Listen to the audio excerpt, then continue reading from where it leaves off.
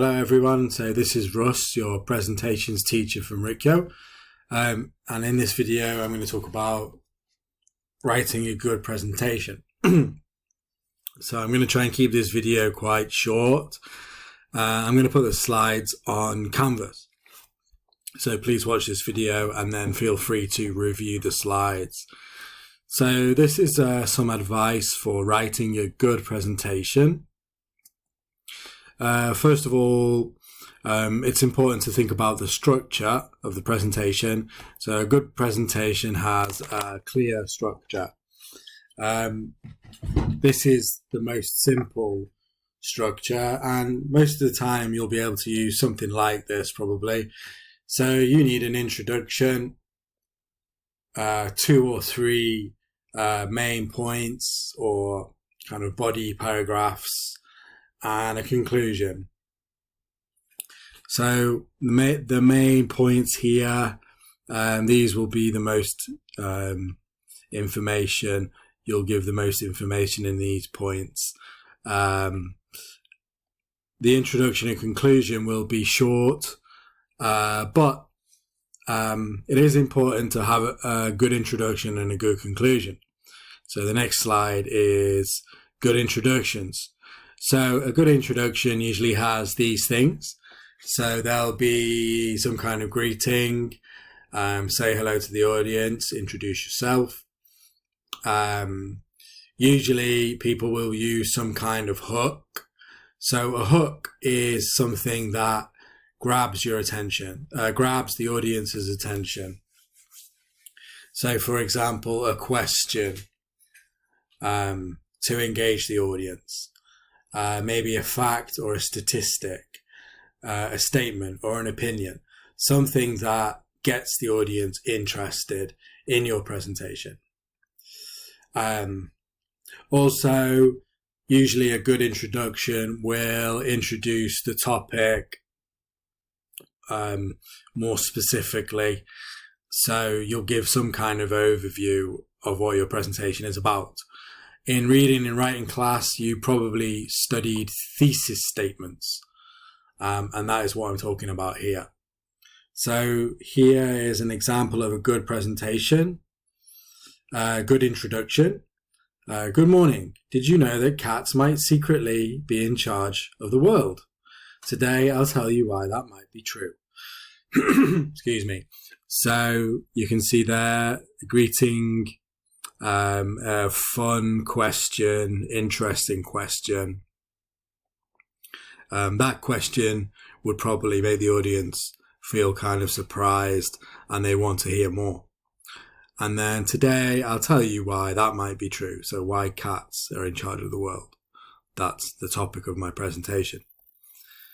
Okay, here's an example of a not good introduction. Good morning. Do you like cats? Today, I would like to talk about cats. So the problem with this one, this question isn't very interesting. It's yes or no. Do you like cats? Yes. Okay. Today, I would like to talk about cats. Doesn't really add anything interesting to the presentation. So try and make the hook interesting. And then here today, I would like to talk about cats. That's not really specific enough. So today I would like to talk about why cats rule the world would be better. Okay, next, good conclusions. So similar to an introduction, conclusion will be short, but it should still be interesting. Usually a good conclusion would have some kind of summary of your main ideas, a final impact. So, for example, a final strong statement, a strong opinion, a call to action where you ask the audience to do something, or a thoughtful question. So you want to finish strong. And then as well, you might want to thank the audience. So here's an example. So as we've seen, cats might be the real rulers of the world. That's like a summary of my presentation. Thank you for listening, thanking the audience. And next time you see a cat, be kind to them because they might be in charge. So that's kind of a final statement, and it's got a call to action inside it. So be kind to them, be nice to cats. That's my final call to action. Okay, not good example here. So that's all. Thank you for listening. So this is too short. It doesn't really add anything to the presentation. Try and avoid that's all, particularly. That's not really good way to end. You want to try and finish in style. Finish with some style is a good idea. Okay. So the next two slides are about things to make the content interesting. So one thing you can do is use anecdotes. An anecdote is a short, funny or interesting story. We will practice these in the first few lessons. These are interesting usually. They're good content. They make your presentation relatable to the audience. Your audience can connect to your presentation. They can be about you, so you could tell a personal story, or they could be about your topic, and that would help the audience to connect with the topic. So yeah, a simple story that relates to one of your points. Keep it short. It doesn't need to be very long. And there's an example down there. And also evidence is useful. So evidence that supports your points. And evidence could be examples, facts, statistics, or expert opinion that support your ideas. They make your presentation more convincing, so make your argument stronger. Shows that your ideas are based on real information or research. That will always help you to make it stronger. When you give a fact or statistic, it's a good idea to explain where you got it. So according to NHK, cat owners are happier than dog owners. And keep it simple. It can be easy to use too much of these things. You don't need to use too much, just enough to get your point across. And there's an example down here. Okay, and the excuse me, the final slide here is other advice. So these things are all important, but I put them onto one slide because I wanted to keep the video quite short. So I'll just run through these quickly. So the first one is keep it simple. And in this case, I'm talking about language. Try and avoid long sentences and difficult words.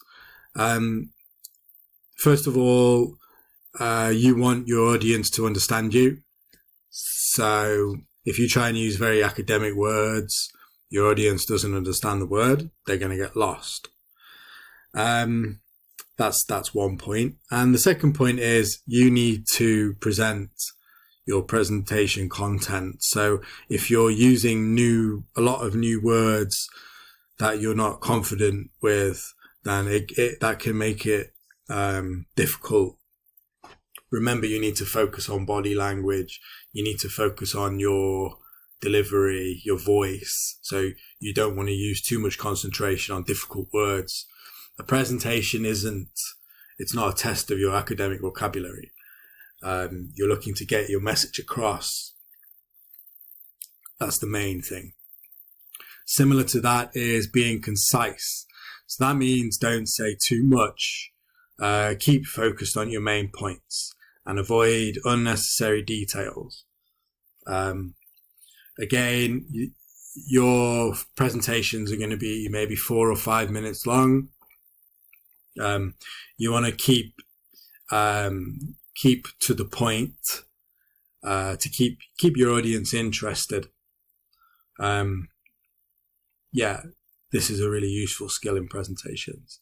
Next is use transitions. So words like first of all, next. For example, on the other hand, this helps to keep things going smoothly and show connections between the ideas. Next point is plan. So it's always important to plan your presentation properly. For me, the more time I spend planning, the easier everything is afterwards. Give yourself time to plan. It's really important. If you plan a lot, then it can make the writing really easier. Like you spend time planning, you'll save time writing, I find. And finally, revise and edit. So I've never written anything in English that was perfect first time. I've always found something to improve. So when you've finished writing your first draft, check it again 2 or 3 times. Make sure your ideas are organized well, that each point supports your main message. Check that you're comfortable with the vocabulary in it, and so on. Okay, so that's it. So these are some of the things you can focus on to write a good presentation. Get organized, so have a good structure. Write a good introduction and conclusion. Use things like anecdotes, examples, statistics to support your ideas, and keep it simple. Remember, it's not a test of your academic vocabulary. Use the transition words and spend time planning, revising, and editing. Okay, so I'm going to post this PowerPoint on Canvas now. Thank you for watching.